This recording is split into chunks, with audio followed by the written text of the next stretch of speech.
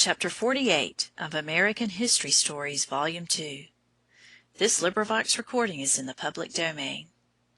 American History Stories, Volume 2, by Mara L. Pratt. Chapter 48, Lafayette. During this war, the French were our firm allies against the English.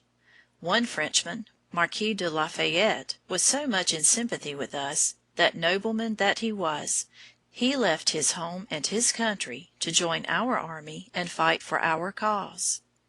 He was young, only 19 years of age, wealthy and blessed with everything that should bind his heart to his own home.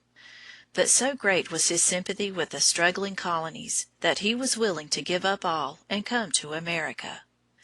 "I have always held the cause of America dear," said he. "Now I go to serve it personally." When he arrived, the first act of generosity was to supply clothing and arms to the South Carolina troops, then in great distress. He wrote at once to Washington, saying, "The moment I heard of America, I loved her. The moment I heard she was fighting for liberty, I burned with a desire to bleed for her."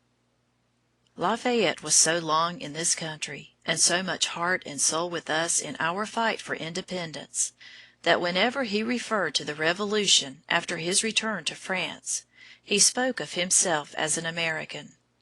One evening, in 1824, while visiting Boston, Mrs. Josiah Quincy said to him, "The American cockade was black and white, was it not, General?" "Yes, madam," he replied. "It was black at first, but when the French came and joined us, we added the white in compliment to them."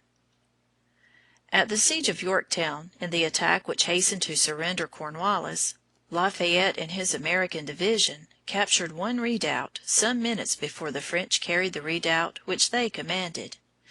"You don't remember me, General," cried an old soldier, pressing through the crowd at the State House to welcome Lafayette on his arrival in Boston.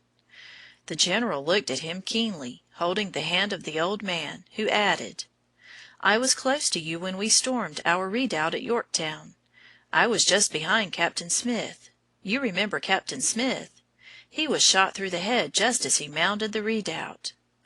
"Yes, yes, I remember," answered Lafayette, his face lightening up.